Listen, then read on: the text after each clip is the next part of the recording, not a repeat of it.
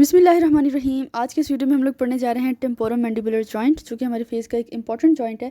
ठीक है, पहले हम देख लेते हैं कि कहाँ पे लोकेटेड होगा।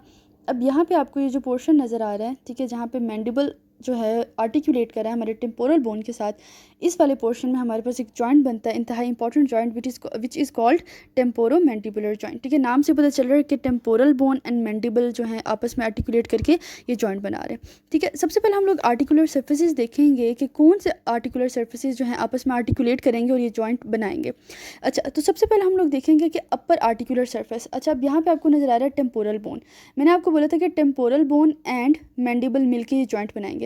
तो अब हम देखते हैं कि टेम्पोरल बोन के कौन कौन से पार्ट्स हैं जो कि इसके आर्टिकुलर सर्फेस बना रहे हैं। और आपने याद रखना है कि जो आर्टिकुलर सर्फेसिस अपर साइड पे बनेंगे, ऊपर वाली साइड पे बनेंगे, वो टेम्पोरल बोन ही बनाएंगे सारे। ठीक है, अच्छा, अब मैं इसको अगर यहाँ से थोड़ा नीचे ले जाऊँ। अच्छा, अब यहाँ पे आप देख सकते हो कि कौन कौन से एरियाज़ हमारे पास इन्वॉल्व हैं टेम्पोरल बोन के। मैं यहाँ पे ज़रा आपको हाईलाइट करके दिखाती हूँ। अच्छा, सबसे पहले जो यहाँ पे चीज़ इन्वॉल्व होगी, जो पार्ट टेम्पोरल बोन का इन्वॉल्व होगा इस जॉइंट में, that would be the articular tubercle. ठीक है, जो यहाँ पे एक छोटी सी आपको एलिवेशन सी नज़र आ रही है, this is the articular tubercle. ठीक है, उसके बाद आपके पास जो इसके अंदर चीज़ आ जाती है, जो टेम्पोरल बोन ही कॉन्ट्रीब्यूट करी है, वो आ जाता है आपके पास मैंडिबुलर फोसा। ठीक है, मेनली उसका एंटीरियर पार्ट। ठीक है, this is the mandibular fossa और इसका एंटीरियर पार्ट, ये सारा। ठीक है, अब जो नेक्स्ट पार्ट आ जाता है हमारे पास टेम्पोरल बोन का, वो आएगा हमारे पास टेम्पेनिक प्लेट का पोस्टीरियर नॉन आर्टिकुलर पार्ट। ठीक है, मेरे कहने का मतलब है ये सारा एरिया। ठीक है, ये वाला।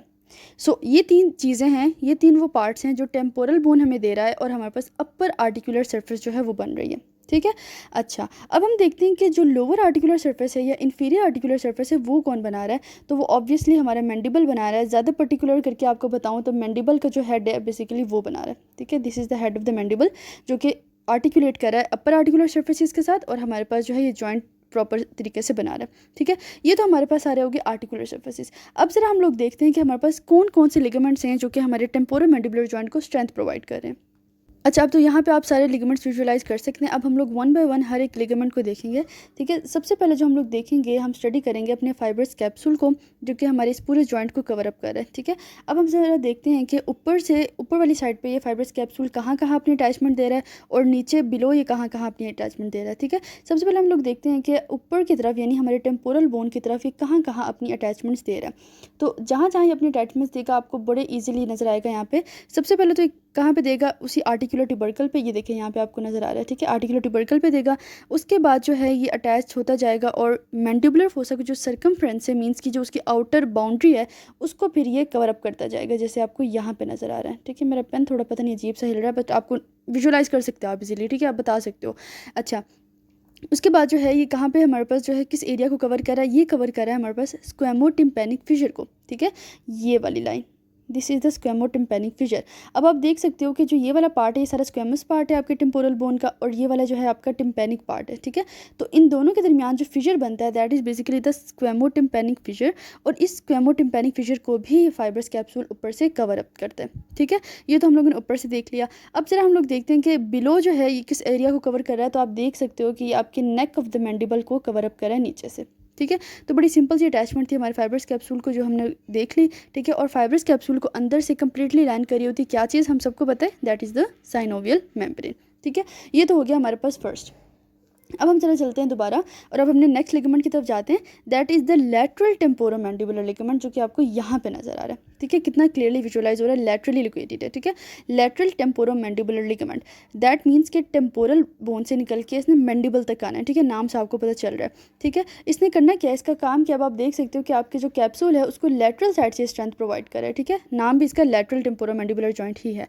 अच्छा, इसकी अटैचमेंट देख लेते हैं। ऊपर आप देख सकते हो बड़ी क्लियरली कि ये कहाँ पे अटैच हो रहा है, आर्टिकुलर ट्यूबरकल के साथ। ठीक है, और नीचे जब ये आ रहा है तो कहाँ पे अटैचमेंट दे रहा है, अपनी मैंडिबल के नेक के साथ। ठीक है, नेक ऑफ द मैंडिबल। जो ऊपर हेड वाला पोर्शन था, चलो वो तो फाइब्रस कैप्सूल ने उसको कवर अप कर लिया। उसके नीचे जो नेक वाला पोर्शन है, ज़्यादा प्रिसाइज होकर अगर आपको मैं बताऊँ तो नेक का जो पोस्टीरियर लैटरल एस्पेक्ट है, वहाँ पे अटैचमेंट दे रहा है आपका ये लैटरल टेम्पोरोमैंडिबुलर लिगामेंट। ठीक है, तो हमारा नेक्स्ट लिगामेंट जो सेकंड लिगामेंट था वो भी हम लोगों ने कर लिया।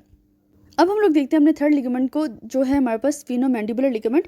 इसको आप ज़्यादा मतलब सामने से नहीं देख सकते जितने आप इजीली देख पा रहे थे फाइब्रस कैप्सूल को और लैटरल टेम्पोरोमैंडिबुलर लिगामेंट को। ठीक है, ये थोड़ा डीप करके होता है। ठीक है, अगर मैं आपको दिखाऊं तो नीचे से आपको जो है ना थोड़ा यहाँ से डीपली जाना पड़ेगा, यहाँ पे आपको नज़र आएगा, इसको हम लोग नाम देते हैं स्फीनोमैंडिबुलर लिगामेंट का। एक सेकेंड, ये वाला, ठीक है, इसको मैं सेपरेट करके भी आपको दिखा देती हूँ। अच्छा, अब नाम से पता चल रहा है स्फीनोमैंडिबुलर है, तो स्फीनॉइड बोन से निकलेगा और मैंडिबल की तरफ जाएगा, ठीक है। तो ये बेसिकली कहाँ से निकलता है, स्पाइन ऑफ द स्फीनॉइड से निकलता है और नीचे जाता है मैंडिबल के पास। और जो मैंडिबल में यहाँ पे देखें, जहाँ पे इसकी अटैचमेंट है, यहाँ पे आपको एक प्रोजेक्शन नज़र आ रही है विच इज़ कॉल्ड द लिंगुला। इस लिंगुला ऑफ द मैंडिबल के साथ जाके अटैच हो जाता है, ठीक है।